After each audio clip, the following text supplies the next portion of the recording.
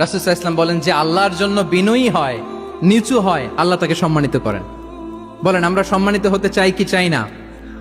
রাসূল সাল্লাল্লাহু আলাইহি ওয়াসাল্লাম দোয়া করতেন, আল্লাহুম্মা জাআলনি সাবুরা ওয়া জাআলনি শাকুরা ওয়া জাআলনি ফি আইনি সাগীরা ওয়া ফি আ'য়ুনিন নাসি কাবীরা। হে আল্লাহ, আপনি আমাকে শুকরগুজার বান্দা বানান। হে আল্লাহ, আপনি আমাকে ধৈর্যশীল বান্দা বানান। হে আল্লাহ, আপনি আমাকে আমার নিজের চোখে আমাকে ছোট বানান, মানুষের চোখে আপনি আমাকে বড় বানান। রাসূল সাল্লাল্লাহু আলাইহি ওয়াসাল্লাম নিজ চোখে ছোট থাকতে চেয়েছেন, ফলে গোটা বিশ্বের চোখে রাসূল সাল্লাল্লাহু আলাইহি ওয়াসাল্লামকে বড় মহামানব বানিয়েছেন কে? এখন আপনি নিজের চোখেই যদি বলেন যে আমি অনেক বড়, তাহলে হবে না। এই হাম্বলনেসটা আমাদের থাকতে হবে। সম্মানিত ভাইয়েরা, আমাদের অনেক তরুণদেরকে আমি দেখি যে নতুন দিনে ফিরেছে, নতুন তার মধ্যে উপলব্ধি আসছে, রিয়েলাইজেশন আসছে যে আগে রং ট্র্যাকে ছিলাম, এখন রাইট ট্র্যাকে আসতে চাই, ইসলামকে অনুশীলন করতে চাই। আলহামদুলিল্লাহ, খুব ভালো।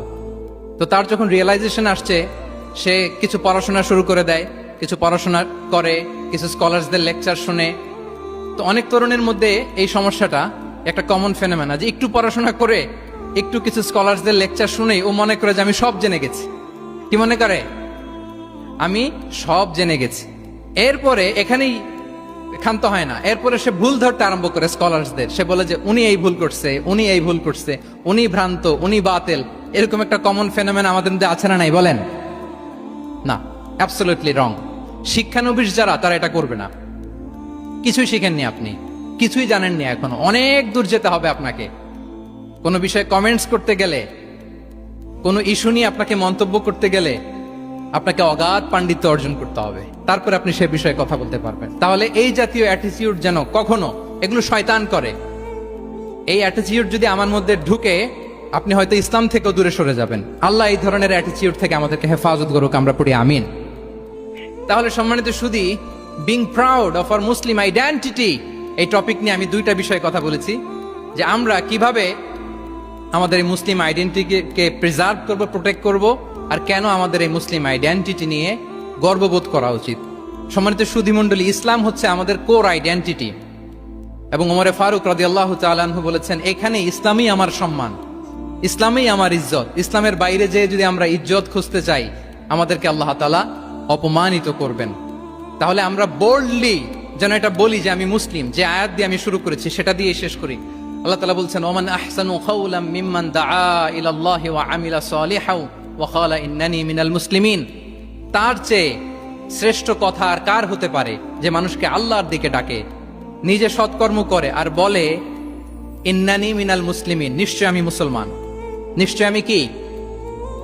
বোল্ডলি, প্রাউড ফিল করে আমরা বলতে পারবো না যে আমি মুসলিম? পারবো? হ্যাঁ, নাকি সংশয় কাজ করে? করে? বলেন, আমরা আমাদের মুসলিম আইডেন্টিটিকে ওন করতে চাই কি চাই না? সবাই চাই। আমাদের আসল পরিচয় কি বলেন? মুসলিম। এরকম মুষ্টিবদ্ধ হাত উঁচু করে বলেন, আমাদের পরিচয় কি?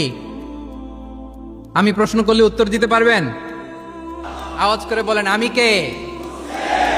তুমি কে? NSU মেক এ নয়েজ, আমি কে? তুমি কে? আমি কে? তুমি কে? ওয়াকালা ইন্নানি মিনাল মুসলিমিন। তার চেয়ে শ্রেষ্ঠ ঘোষণা, শ্রেষ্ঠ কথার কার হতে পারে যে বলে যে আমি মুসলিম? এটাই আমাদের আসল পরিচয়। আমরা যেন হৃদয় থেকে আমাদের এই মুসলিম আইডেন্টিটিকে ওন করতে পারি। আল্লাহ তাআলা আমাদেরকে তৌফিক দান করুক, আমরা বলি আমিন।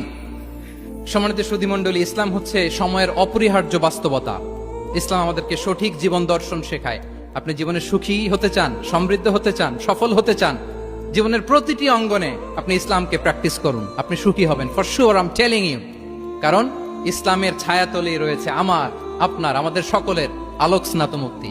আল্লাহ তাআলা আমাদের সবাইকে কথাগুলো বোঝার ও আমল করার তৌফিক দান করুক। আমি আবারও NSU কর্তৃপক্ষকে অন্তরের অন্তঃস্থল থেকে এরকম চমৎকার একটি কোরআনিক কনফারেন্স এবং সির এক্সিবিশনের আয়োজনের জন্য ধন্যবাদ জানাই। যারা দীর্ঘ সময় জুড়ে আমার লেকচারটি শুনলেন, আপনাদের সবাইকে আবারও শুভেচ্ছা এবং মোবারকবাদ জানিয়ে এখানেই শেষ করছি। হাদা মা ইনদি ওয়াল ইলমু ইনদাল্লাহি আলাইহি তাওয়াক্কালতু ওয়া ইলাইহি উনীব। ওয়াসসালামু আলাইকুম ওয়া রাহমাতুল্লাহি তাআলা ওয়া বারাকাতুহু।